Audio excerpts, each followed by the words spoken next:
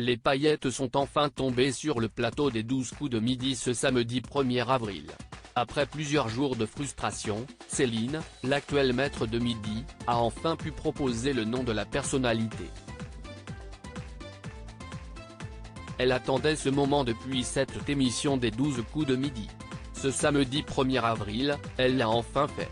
Depuis le dimanche 26 avril, la personnalité cachée derrière l'étoile mystérieuse était totalement découverte de cases bleues. Malheureusement, avec la nouvelle règle des 12 coups de midi, Céline a dû prendre son mal en patience pour enfin pouvoir proposer le nom d'Albert Dupontel. Désormais détentrice de sa première belle vitrine dans le jeu de TF1, d'une valeur de 44 950 €, Céline, dont la cagnotte globale s'élève désormais à 97 350 € de gains et de cadeaux, a accepté de se confier à Télé Loisirs.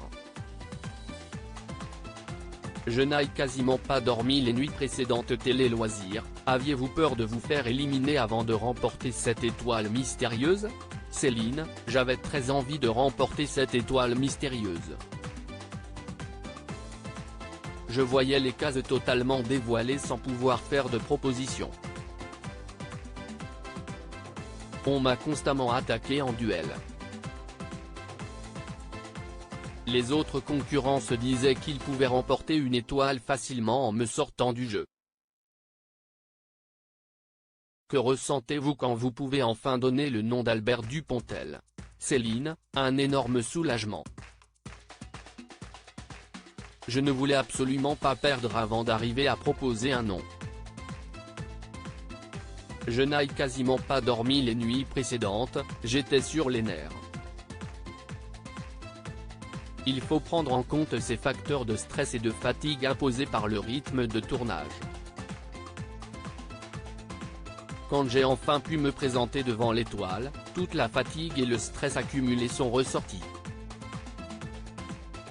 L'aviez-vous identifié dès le début ? Au départ, avec tous les indices, j'avais 2 noms en tête.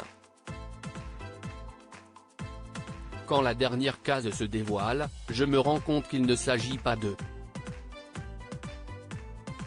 Il faut savoir qu'on voit moins bien sur le plateau que devant sa télévision. Je ne reconnais pas son visage.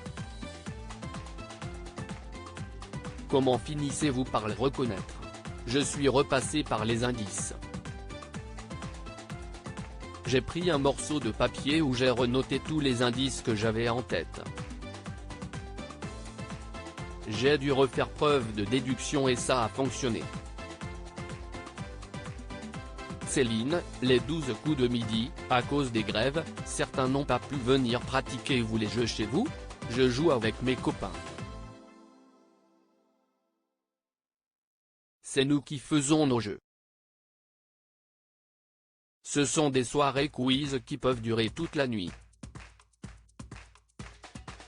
Des fois, on fait des PowerPoint avec des buzzers. Nous sommes des fous furieux. C'est super cool d'avoir des copains avec qui partager ma passion. C'est super chouette. Vous passez les sélections en 2018 et n'êtes convoqué qu'un ce début d'année. J'ai passé 2 fois les castings, en 2011 et une deuxième fois en 2018. Je n'avais jamais eu de nouvelles donc je pensais que c'était cuit. Au mois de février, j'ai reçu un coup de fil me demandant si je pouvais me rendre disponible le surlendemain. À cause des grèves, certains concurrents n'ont pas pu se présenter. J'ai tout fait pour me rendre disponible, elle rit. Avec quelles ambitions intégriez-vous le jeu ? Je ne voulais pas être la première éliminée. C'était ma première ambition. Dans ce jeu, tout peut arriver, même si on rêve toujours d'aller le plus loin possible. Après, je n'avais pas d'objectif, je me dis toujours que si je mène fixe et que je n'arrive pas à les atteindre, je finirai forcément déçu.